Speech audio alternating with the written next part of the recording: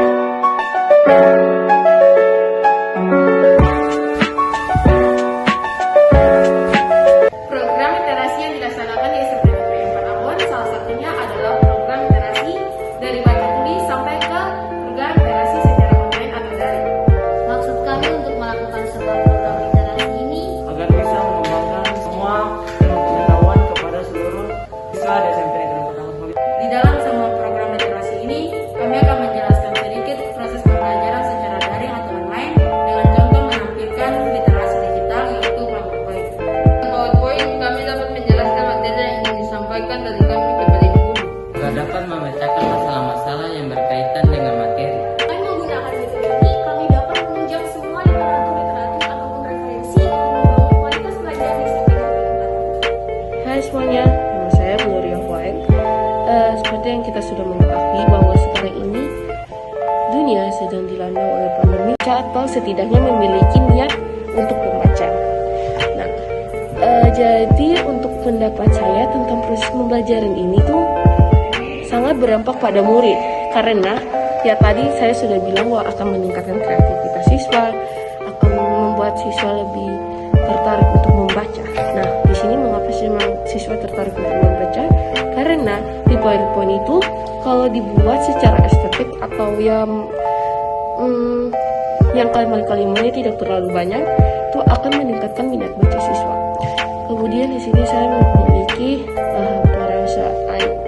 perasaan terhadap proses pembelajaran yang berdampak pada siswa ini. Saya punya perasaan itu sangat menyenangkan, atau sangat menyenangkan karena itu tuh akan membawa kita untuk lebih giat membaca lagi, ya kan.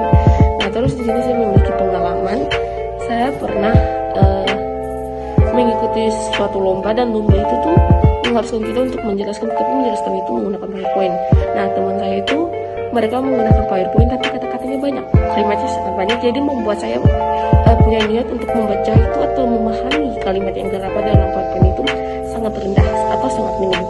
Jadi saya ingin menjelaskan sedikit tentang PowerPoint. PowerPoint itu kan dalam artian poin-poin saja, ya kan. Jadi PowerPoint itu poin-poin apa saja yang kita paparkan, sedangkan Power itu kemampuan kita untuk menjelaskan. Jadi lebih yang kita sudah mengetahui bahwa sekarang ini dunia sedang dilanda oleh pandemi COVID-19.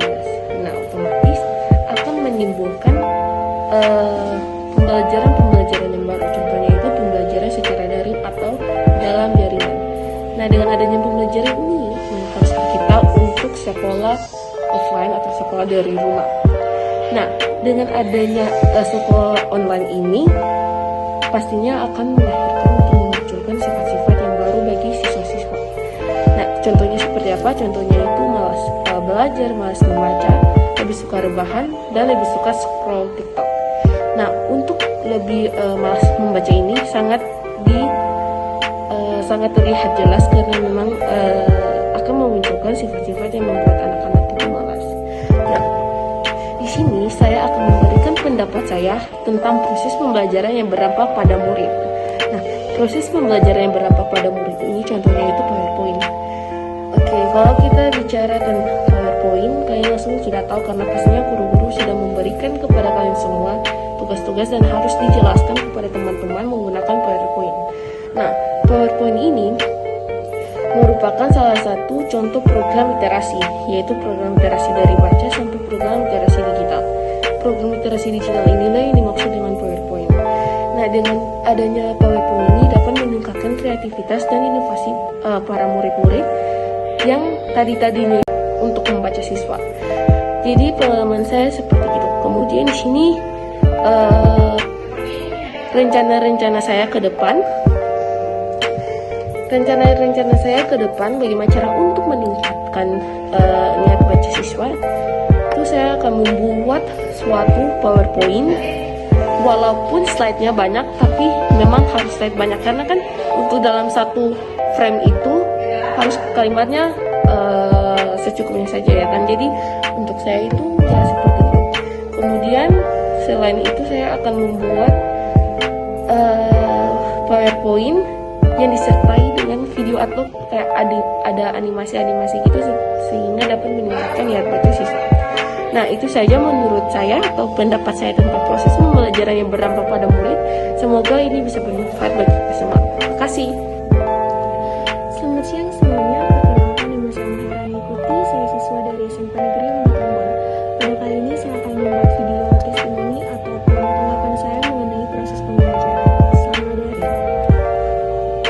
Tentu selama proses pembelajaran secara virtual, saya mempunyai beragam pengalaman dan tentu ternyata setelah melakukan kegiatan proses pembelajaran secara virtual ini tidak mudah bagi saya dan teman-teman yang lainnya karena sebelumnya kita masih belum terbiasa dengan proses kegiatan ini. Namun lama-kelamaan kami sudah terbiasa dan kami sudah dapat beradaptasi dengan cepat. Perasaan saya setelah melakukan ataupun menjalani proses pembelajaran secara daring ini tentu beragam. Ada rasa senangnya juga karena saya tidak bisa bertemu dengan teman-teman lainnya, tidak melakukan proses interaksi sosial secara tatap muka secara langsung dengan guru dan teman-teman yang lainnya.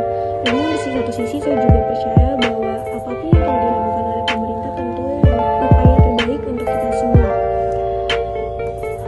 Seperti yang telah saya katakan, pada awalnya saya masih belum bisa beradaptasi dengan cepat pada saat proses pembelajaran secara daring ataupun virtual. Namun lama-kelamaan saya juga sudah dapat melakukan proses pembelajaran secara virtual ataupun daring ini dengan cepat dan baik juga. Menurut saya sendiri, proses pembelajaran secara virtual dapat dikatakan menyenangkan.